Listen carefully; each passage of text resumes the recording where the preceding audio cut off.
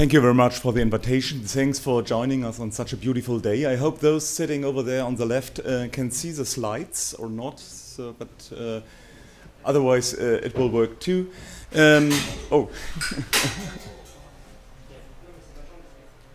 What I'm going to speak about is the relationship between democracies and dictatorships. And I guess it's one of the major challenges today to ask and to find solutions for the problem: how should democracies deal and interact with autocracies in the world, with a rising number of autocracies? And this question is quite crucial, especially for Germany, due to two reasons. First of all, Germany is really export-orientated, so it's interacting with lots of countries in the world. It's quite often the biggest partner of many countries in the world, or has been at least until China took this position. And secondly, Germany has its own past as a dictatorship due to the Nazi time, but also concerning the GDR. So there's lots of history, as those of you who are based in Germany know, and we can learn from this former relations. We can learn how such interactions between democracy and autocracy developed. We can learn about the outcome. When were sanctions successful, or when was communication successful? And we can learn what kind of role history did play. So to continue with Ecki's point, in many conflicts, of course, historical relations are quite crucial, also concerning, for example, the relation between Germany and Russia. And this is not a new challenge. If you look on the development of autocracies and dictatorships, you can see the yellow line, and that is the number of dictatorships in the 60s and 70s, and this is increasing much more than nowadays. Nowadays, as you know, the number of democracies is declining. It's increasing number of so-called mixed states, somewhere in between dictatorships and autocracies. This is a line, the blue line you can see on the right-hand side. And what I did in this is my latest book, which just came out, called Dealing with Dictatorships. What I did was a case study analysis of the interaction with 12 different kind of autocracies in the world. I showed different types, different parts in the world. So around about 2-3 dictatorships and all kind of places from the Cold War period. So that's why South Korea or Chile are dictatorships here. Of course, they are not nowadays, but they have been until the late 1980s. And what you're doing, and what's the chance of an historian, I can go to the archive and I can see the files, the documents of the governments, of diplomats, but also I went to the archive of VW, of Siemens, so of archive where you can see how they bargain, how they interact in these days when they try to build up sanctions or something like that. I can't present you all because I have only 20 minutes, but I like to make 7 points, 7 arguments, 7 perspectives for the period since the 1970s.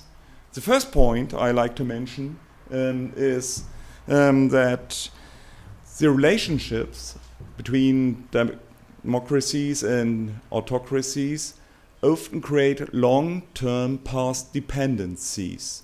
So they try to build up, and often those relations were built up since the 1950s. It was hard to get out of this when the regime is changing or human rights concerns are coming up.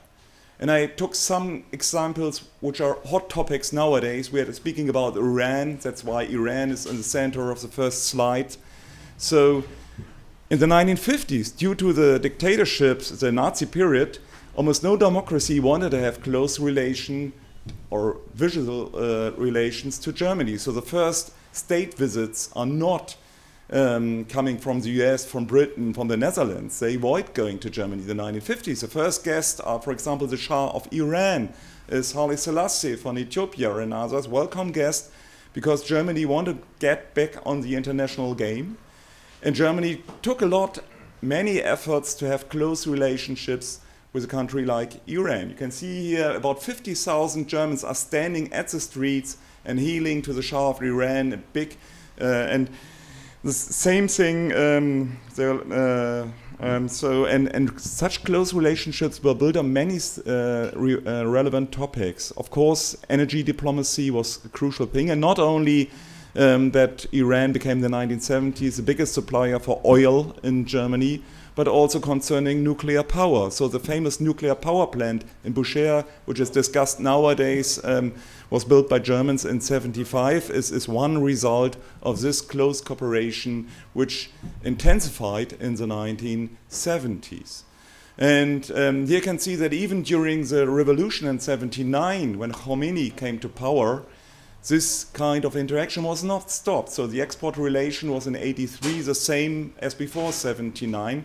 And this is what I mean with those part dependencies due to close economic ties. And we can see something different. I'm going to give you 3 examples for this argument with the Ostpolitik of Willy Brandt. The close relations to the Soviet Union, which started also with the exchange for pipelines against gas and also oil. In 69 went ahead of this Ostpolitik, was seen as a method of peace building, and also the pipeline system was seen as something which builds peace. Now, after the Ukrainian war, we know that this past dependency had a different effect, so that this close long-term cooperation with those pipelines and energy supply became a crucial problem. Last example, China. So when China was opening up after, due to Deng Xiaoping's reform in the late 1970s and 80s, Germany was one of the first countries entering the Chinese market with big joint venture. VW was ahead. So here you can see Chancellor Kohl, who was supporting the first big joint venture of VW, and VW became the most popular car in China until 2 years ago. So they this was a long-term investment with lots of losses in the 80s, but the problem was, once again, in 89, for example, after the sanctions, it was easy to get out of this because the investment were made, so close cooperation was kept. So my first point is that when democracies build up close relations with autocracies, they have to consider what kind of opt-out actions are possible when you make investment which should last for more than 30 or 40 years. So one should be aware what kind of investments are made and how to get out of that in case there are problems. Second observations, usually it is discussed usually we discuss the influence of democracies on autocracies. So of course there's the argument that democracies should support human rights in autocracies. But it's, or has been, not considered quite often. Nowadays we do it a bit more. What kind of influence is the other way around? How do dictatorships influence democracies? And we can see it in history from early on. So to pick up the Iran example once again, when the close cooperation with the Shah of Iran were developed, there were critical voices in the press, there was people going on the streets, but the Shah is intervening. So every time there's a slight critique, he's writing to the Chancellor, to the Foreign Minister, to stop the critique. And what the Foreign Ministry and the President and the Chancellor is doing is they write to the newspaper, they write even to the Ministry of Justice and the police, and people are arrested. For example, this guy is arrested because of a cartoon he made about the Shah, and has to finally had to pay a 3-month salary penalty for this cartoon. So we should consider what kind of pressure is done on democracies. And I can tell you lots of more examples. For example, Gaddafi in Libya in the 80s, the most important oil country for Germany. And Gaddafi is supporting state terrorism in Germany. And those terrorists killing people in the streets in Germany are delivered from prison directly to Libya back again, due to such kind of deals, due to pressure, because the investment in Libya was enormously high, and they were afraid to lose those investments if they don't react to this pressure. Third observation, The shared history is limiting and pushing corporations. So once again, memory, we heard this before, memory is quite crucial for those relations. I give you an example about Germany's relation to Spain. Spain is a dictatorship until 1975 under Franco. And this is one point where Germany tries to get close cooperations, but the world public is watching this critical, especially the West European countries, also the United States, and these kind of cooperations are blocked due to historical reasons, but at the same time they are pushed because many former Nazis are in the foreign office and they try to get closer contacts also within the government. So you can say there's a kind of pushing and restriction also concerning democracy, because the opposition, Social Democrats, they are supporting the democracy very much, especially in the 70s, also in Portugal. So like social democratic parties in Spain, Portugal are built up in Germany, are supported with money and places for conferences. So history does matter very much to explain relations from early on. My fourth point is dealing with sanctions. So it's highly disputed also in political science if sanctions have an impact or not. There are some statistics that only 30% of all sanctions have an impact. But what is the alternative? Not to do any sanctions because only 1/3 have a certain alternative. If we look at history, and I always have to look up if they're really the same correct slides, we have got many examples for sanctions and different types of sanctions. We have the long-term sanctions, about 40 years, on the Soviet Union and the its socialist satellite states, the COCOM embargo on high-tech, which was done. And I would argue that this kind of united long-term sanctions had an impact, because computer technology was not that advanced due to these sanctions, and in many respects, so there was a hard pressure. And if you argue nowadays so that left-wing politicians don't support economy anymore, you should look even at the times of the 50s and 60s. These were hard sanctions against the Soviet Union, what they have done in these days. But I like to figure out also examples of targeted small sanctions.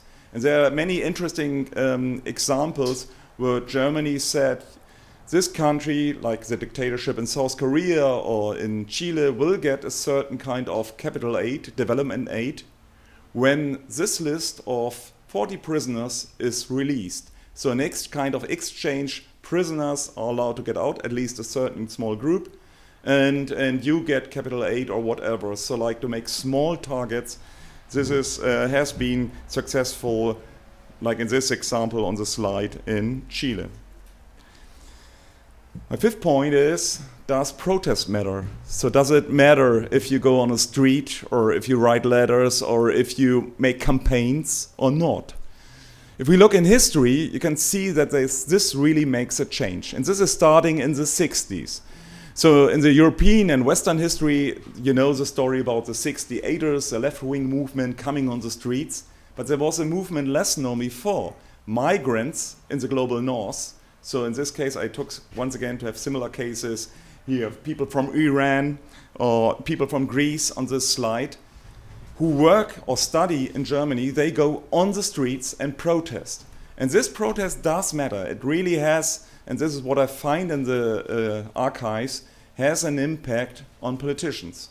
So after these protests, politicians are not, especially on the left, are not meeting that obviously anymore, and do not support that much those countries where these campaigns are directed at. The same is true for journalism and media. So we are not in the age of the social media here in the 60s and 70s, but these examples I've on the slides show like photos which are related to history. So for example, here you can see concentration camps of the dictatorship in Greece, or photos in Congo which were taken by journalists where former Wehrmacht soldiers were fighting. Such photos have an emotional impact also on governments. Or last example, NGOs. the rise of Amnesty International, which becomes in the second half of the 20th century the most influential NGO concerning human rights.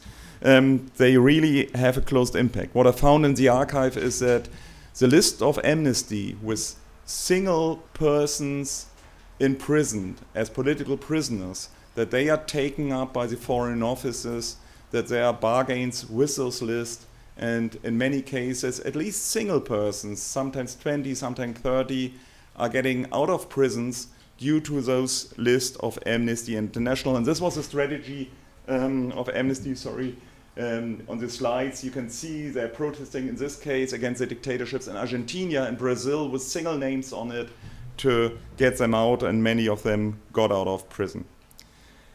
My sixth point is concerning the communication and state visits. What is quite obvious is that many dictators want to be loved. And they want to be loved not only in their country, they want to be loved also in the world. So completely different types of dictators like Gaddafi in Libya and so on, they all want to be invited in Western countries and Western democracy, although of course they're making campaigns against them. And also we are here in the former GDR, where Honecker was the head of government just something like 36 years ago. And Honecker, he's really eager to be welcomed in West Germany, in the United States. So he's doing a lot to get these kind of invitations. And this is quite interesting to see how this is bargained to get influence on dictatorships. So in many cases, there are kind of, and you can see this in the files again, there's a communication where you can demand something. We will invite you, or at least we will visit your country if this and that is done. But there are others, and there's a change around 1970s when the Social Democrats are coming up. Willy Brandt, the Nobel Prize winner, Nobel Prize for Peace winner, who is refusing to get in touch with right-wing dictators. So he's not traveling to Spain, to Chile, to Greece, to other countries. He is sometimes meeting some kinds of dictators, but only very, if you look at the minutes of the protocols, very short meetings, not delivering weapons. But of course, he's meeting those dictators in Eastern Europe to get in contact to them. But this is difficult once again, because then regional other elites will take place. So in the German case, it's those conservative politicians from the south in Bavaria, which is really conservative here in Germany. They are taking a different kind of foreign policy. In this case, Strauss is this politician called. He is meeting Pinochet in Chile and so on. So he's meeting Mao, even the first German politician meeting Mao. So he's taking this role. Seventh and last point, the establishment of alternative forms of diplomacy, a certain kind of cultural diplomacy, which is difficult for traditional diplomats and traditional governments. This kind of alternative diplomacy, I made some case studies about the new Green Party, which is coming up in the 80s and 90s in Germany and becoming more and more influential. They exercise something which is unusual. So they are meeting with dictators. For example, over there you can see they're meeting Erich Honecker from the GDR, but at the same time they are carrying the protest from the street into those meetings. So they've got their pamphlet. They've got even on the pullover slogans. They are meeting not only politicians, but they are meeting the opposition. So they are speaking with highly official politicians from China, but they're inviting the Dalai Lama at the same time too. And this is a new way, or different way, which has not been done. And it's quite effective, I would argue, especially after the Greens are coming to power. So here you will remember him personally, Joschka Fischer, the foreign secretary, foreign minister of Germany between 1989 and 2005.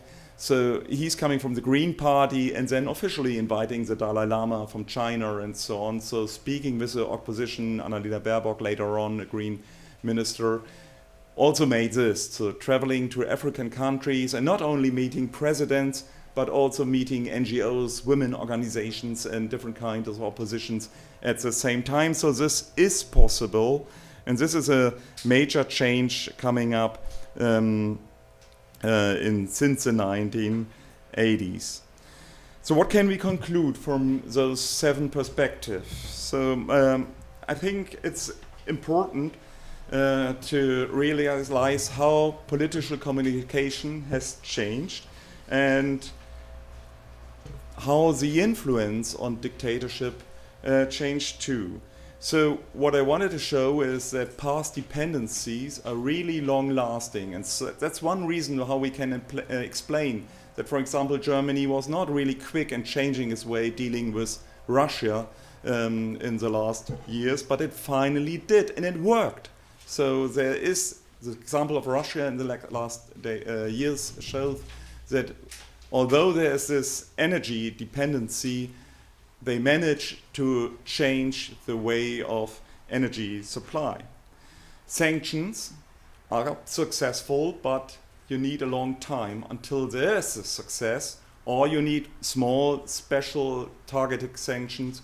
But of course, they work not immediately. You can see also in the case of Russia. The pressure of the civil society in the global public does matter. So we can see that only those autocracies who are focused in the public, that they are about to change. Look at the example from South Africa, but not in all cases. Export restrictions are connected with diplomacy, can have a certain impact. Libya is a good example for that. Libya in the 1990s under Gaddafi, hard sanctions, and Gaddafi is changing. So he's not becoming a democrat, but the Gaddafi of the 2000s is a different kind of politician than he was before. And finally, we can see that not the dimension of political violence is the most important thing for those relationships, but the public communication and the dimension of public mobilization. Thank you very much.